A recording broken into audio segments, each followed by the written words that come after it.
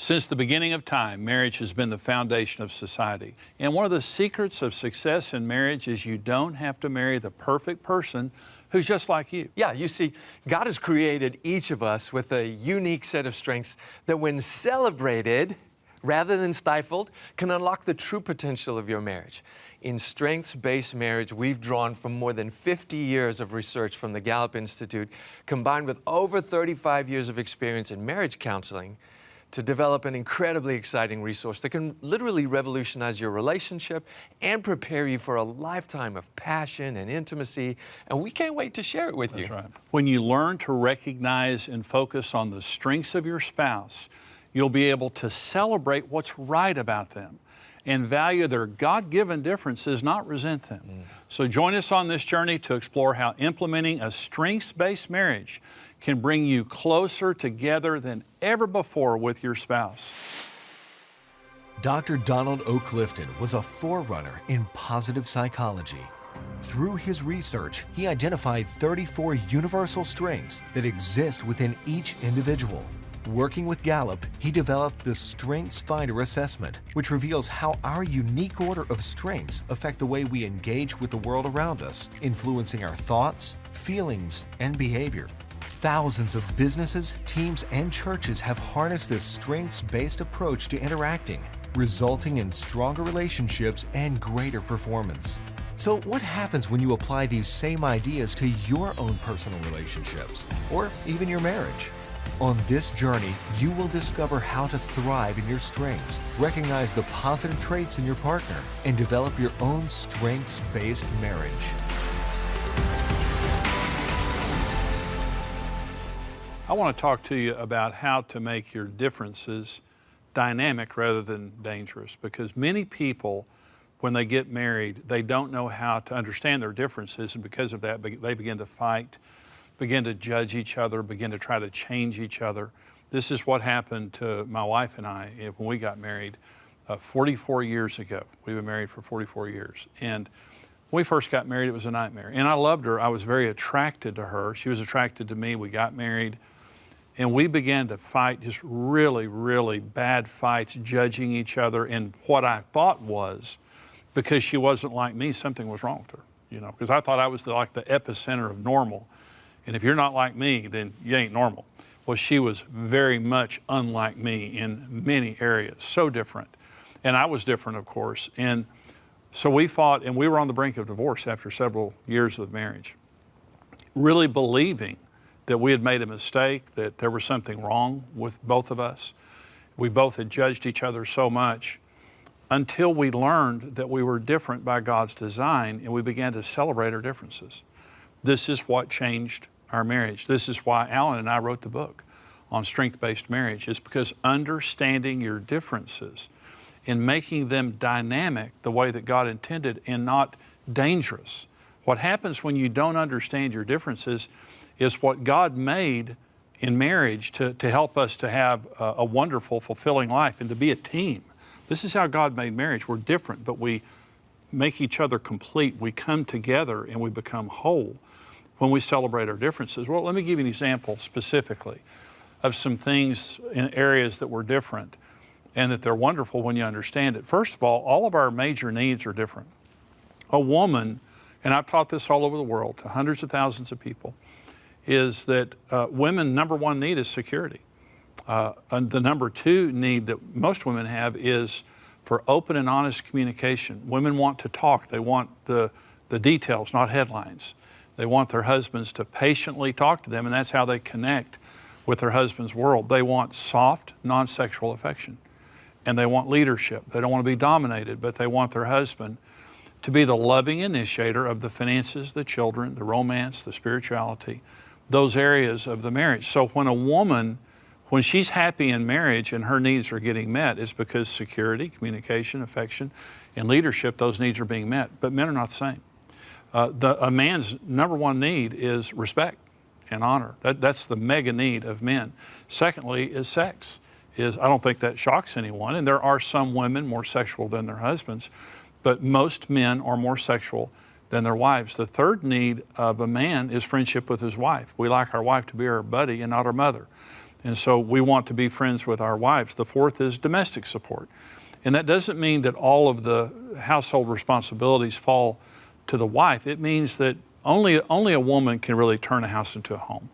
It's a gift that women have. And so even if a woman works outside the home, a husband wants his wife to be domestically centered. So his is honor and sex and friendship and domestic support. So we're completely different. Well, when we didn't understand that, we judged each other and rejected each other. Understand this, when you reject my needs, you reject me. I mean, we feel rejected. So Karen would say, can't you just hold me? And I thought, that's weird. And she would say, can't you just talk to me? And I think, you're nosy. And so every time she would tell me, about her needs, I would judge her and reject her. Then I would, tell her, I don't like it when you talk to me like that. And she said, you're just too sensitive. And I would say, I want more sex. And she'd say, you're a pervert. And back and forth, back and forth. Well, understand this. The surest way to fail is to try to change the unchangeable. It's unchangeable. We are different by God's design. Well, another area that we were very different and was money. We couldn't talk about it. It was a radioactive issue in our marriage that we couldn't talk about. And I didn't know that there were 4 money languages, that we just see money differently. But most of us are married to someone that just sees money differently. There's no right or wrong answer. It's not that it's bad or good, it's just different. And so Karen is what's called an analytic, and to her, money is security. And she's very generous, she's very good with money, but she likes to save. She's a saver. I'm an amiable. To me, money is love. We just got back off vacation, took our kids to Disneyland. I love to use money to love and to bring our family together, to do things for people. And of course, my wife is the same way, but she's more of a saver, I'm more of a spender. Well, when we first got married, we just had these horrible fights because I said, you're a tightwad. You're just a tightwad. You're gonna die one day, with all your money in a mattress, and no one's gonna like you. And she said, well, at least I'll have a mattress. And so with me, she called me a spendthrift. And when she called me a spendthrift, it was just, I got so mad. And we had these fights. You're a tightwad and you're a spendthrift, and see what happens. When you feel as though that your spouse has gone to an extreme, you'll go to the other extreme to try to balance them out. So the more she felt like I was spending, the more she saved. Well, I didn't like that. So the more I tried to wrestle the money out of her tight little fist, the more she would begin rat-holing and hiding money, and then you just end up at polarities. Well, what's wrong? Nothing. We're a great team. What a great team Team Evans is. We make better decisions together. We've learned over the years, you see, there's the old saying, if both of you are the same, one of you is unnecessary. We're different by God's design. We make a great team. We judged and rejected each other until we realized it's just the way that God made us. And so we come together and make decisions, and they're balanced. And we respect each other. When Karen says, Jimmy, I'd like to save a little bit more money, I understand the balance of that. And I honor that. When I tell her I'd really like to do this for our family, she honors that and respects it. So together we're such a great team. And I'm saying probably as a couple, you see money different. That's great. Well, let me talk about our strengths just a minute. Allan, Kelsey, the co-author of Strength-Based Marriage, helped Karen and I a lot. We had a great marriage. I didn't know that, our strengths were so different. So, and we have, a lot of programs we're going to be talking about this. My number one strength is achiever. I'm a get-it-done guy. You want to get it done, I'm your guy. That's the number one thing that drives me. That's my wife's number 34. There are only 34 strengths. So my number one is her number 34. My wife's number one is empathy. And empathy means, caring for people and being able to put yourself in other people's shoes and just kind of having this like supernatural knowledge of what people are feeling and thinking, which is my wife. That's my number 34. That's my bottom one. We are exact opposites. And so we'll have these conversations. Before we understood our strengths, we would have these conversations, and I would say, Karen, come over here, I want to talk to you about this. And she would say, I don't want to make a list with you. I don't want you to tell me what needs to get done today. And I just thought, well, what else is there in life rather than getting things done? Because I'm an achiever. I'm a get-it-done guy. Every day I wake up with a knowledge of what I'm going to do that day, and I'm going to check off the list. But my wife wakes up every day to love people, to take care of me, to take care of our aging parents, to take care of our grandchildren, to relate to the people that she cares about. Well, it's not like I'm an insensitive slob. It's just, that's my number 34. But guess what? God gave me a woman to balance me. Boy, we're just such a great team. We get things done because of me. I'm saying get things done as far as task oriented, because my wife's a very hard worker. But she feels for us. She tells me how I'm feeling. I mean, we'll be having a conversation and she'll say, what do you think about that? And I say, I don't know. She said, what do you feel about that? And I'll say, I don't know. I just don't feel a whole lot, like she does.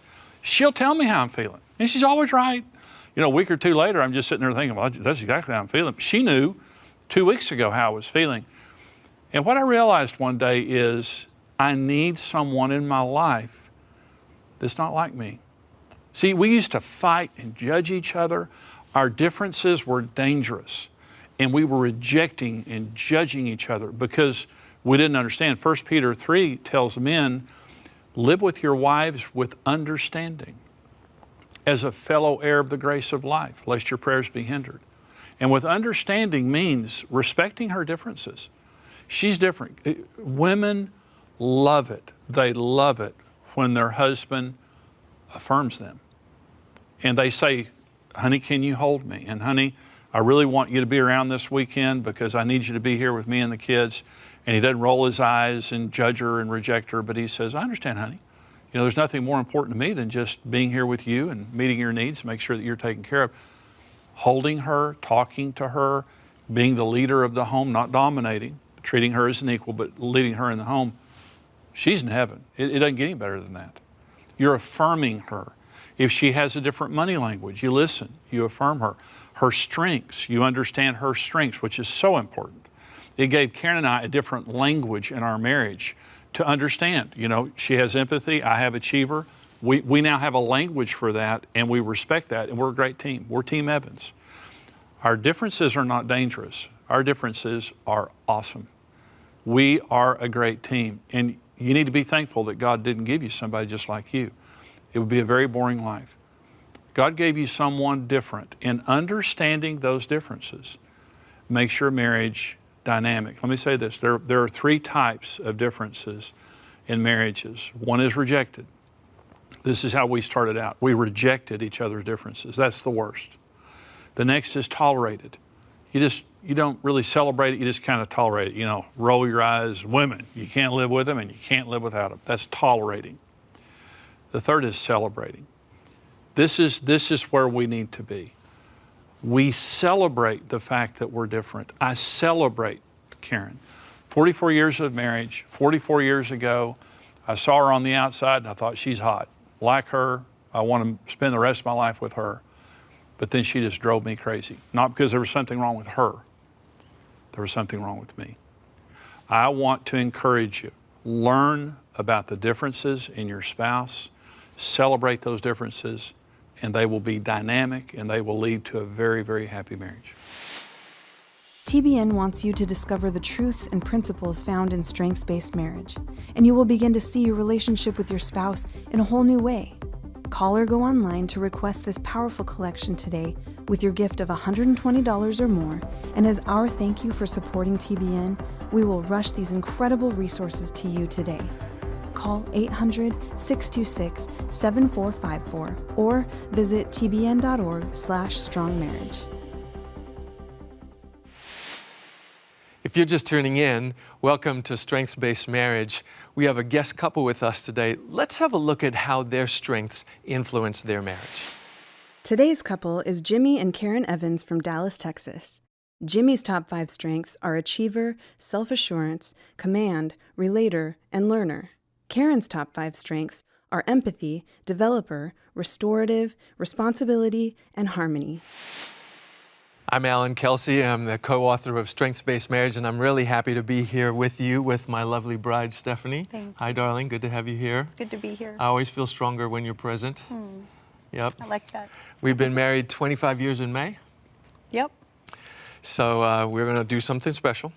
And we have exceptional guests with us today, the co-author also of Strengths-Based Marriage, Jimmy and Karen. Thank you so much for joining us here today. Be here. We are very excited to be able to have just a short time to communicate with you about what Strengths has done in your marriage. And so I've got some thoughts for you. I'm just going to get right in there. Good. Earlier in the episodes, you were talking about how in your early portions of your marriage, there was, you were learning about each other, but there was also some rejection of each other along the way.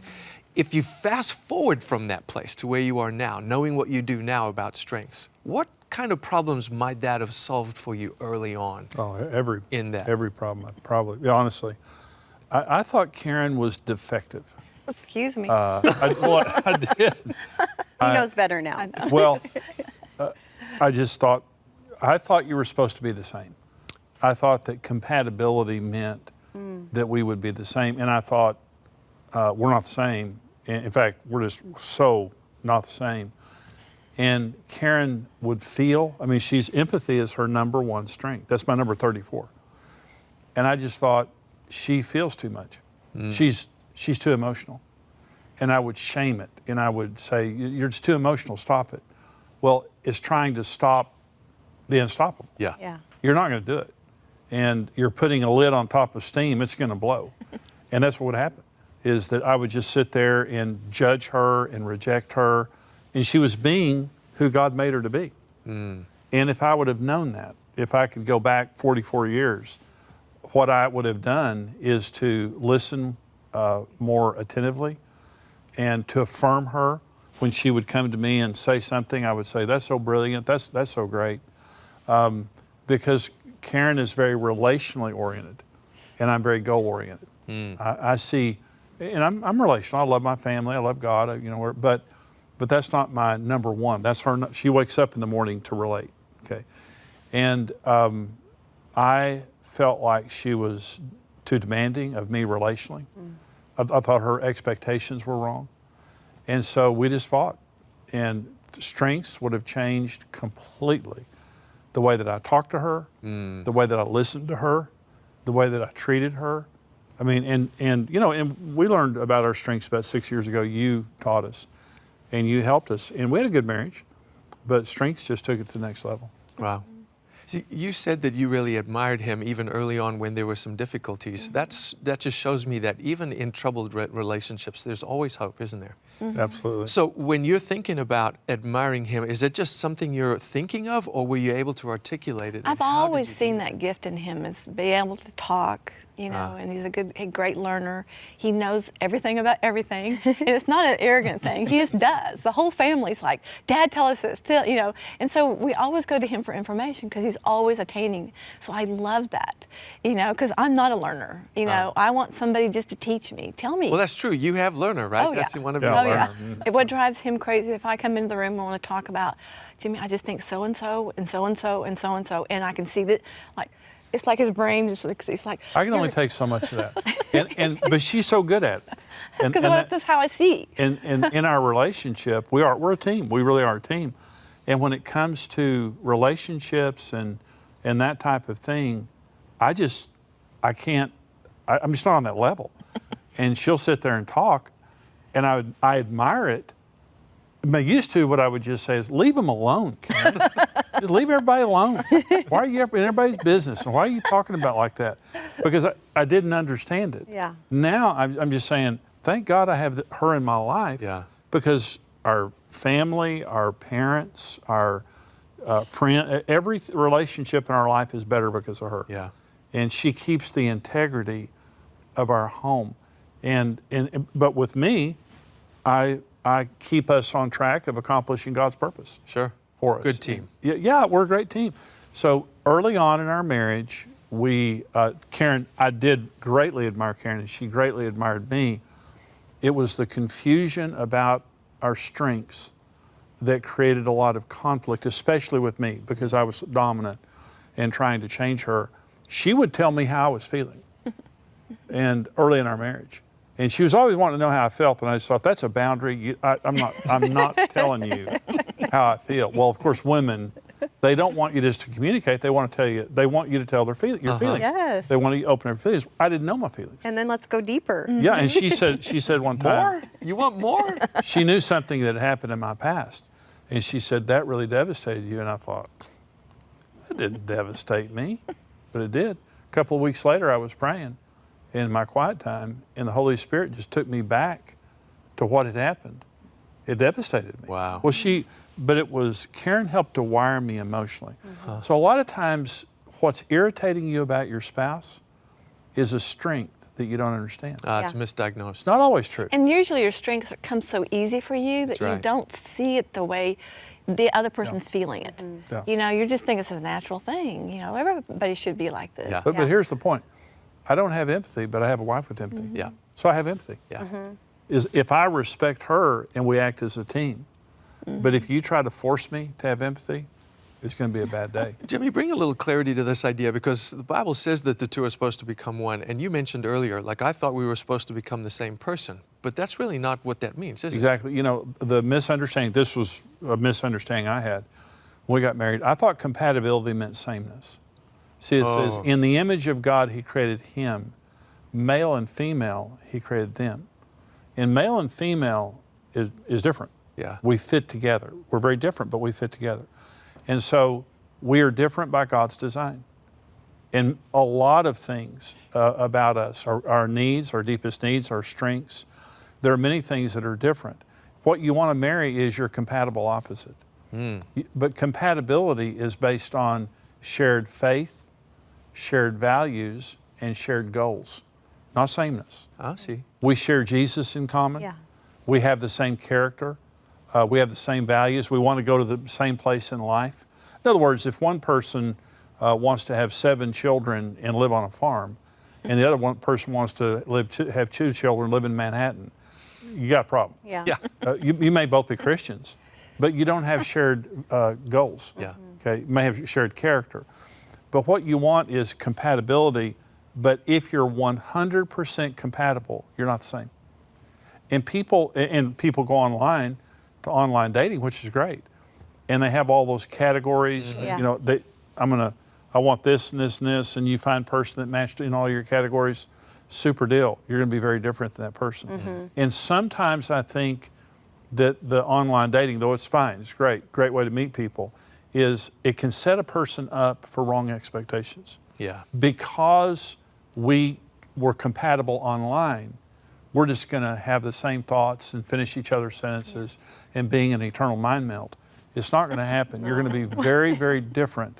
And so what I love about strengths, Allan, what you say, is your top 5 strengths, like there's like only 1 in 30 million people. That's right. That's right. Yeah. So it's almost impossible to marry a person just like you. Yeah. It virtually is impossible. And that's not wrong, that's right. But if you celebrate it, it's beautiful. Yeah. Y'all do, we do, okay? And especially when you have to understand it and then you celebrate it. When you reject it, it's devastation. Yeah, it's so true. Because when you come to me and you reject who I am, because we're wired this way from birth. When I wake up in the morning, I don't have to make myself be an achiever Yeah. or a learner. My feet hit the floor, I'm ready to go. Absolutely. Karen doesn't have to talk herself into being empathetic and to caring about people, even like Stephanie. But if you try to shut it off, well, that's a real problem. Yeah. Because now you're rejecting the essence of who I am. Yeah. And I believe that strengths, because we've done marriage ministry for 35 years, I believe that strengths it gives a language to our differences and an understanding to our differences like nothing I've ever seen. Karen, anything you want to Well, contribute? I have a question because you're so good at this. I was thinking as we're talking about friendships, you know, like you and Jimmy, your friends, and her and I are, you know, the friends that we have outside of this, you know, and I'm thinking, I really don't have that many friends I can think of that have empathy. And I think it's interesting that as friends, even, if you look at the friends that you have around you, they don't probably have your top 2 or 3. Yeah. You know, like he's not best friends with a bunch of achievers, because Yeah. how boring would that be?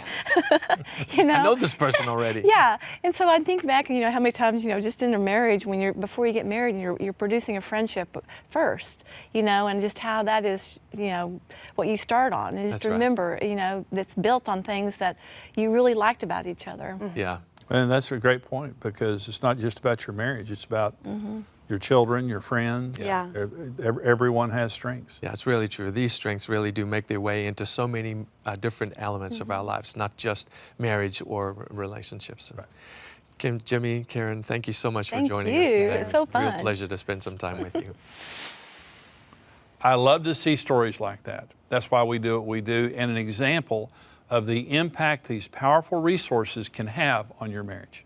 Yeah, for example, maybe your number one strength is empathy and your spouse's strength is to be restorative. Being aware of that is so important because it will help you to understand how each of you think. Because while someone who is empathetic will feel what others are feeling, a restorative spouse will see a problem and try to fix it. They both want there to be resolution and understanding, peace and growth, but their perspectives are completely opposite and, if misunderstood by each other, can be cause for some really heated discussion. But trust me, no matter what situation you're in, your marriage can thrive in every area, emotionally, physically, and spiritually. And we want to help you experience that today.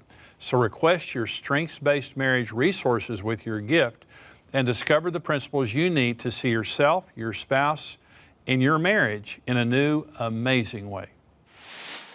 TBN wants you to discover the truths and principles found in strengths-based marriage, and you will begin to see your relationship with your spouse in a whole new way. Call or go online to request this powerful collection today with your gift of $120 or more, and as our thank you for supporting TBN, we will rush these incredible resources to you today. Call 800-626-7454 or visit tbn.org/strongmarriage. I hope you learned something from the struggles and ultimate success that Karen and I have experienced by recognizing that we were 2 wounded individuals that God wanted to use in each other's lives to bring wholeness and healing. We've got to stop rejecting our spouses and begin to recognize that our differences are a necessary component of teamwork. One of the ways that we can do that is learn how to really affirm our partners. So tune in next time to explore the importance of affirmation and the power we hold to make our spouses feel treasured and appreciated. There is hope for every marriage, and it begins with following God's plan and embracing the revelations we'll discover on the next episode of Strengths-Based Marriage. See you next time.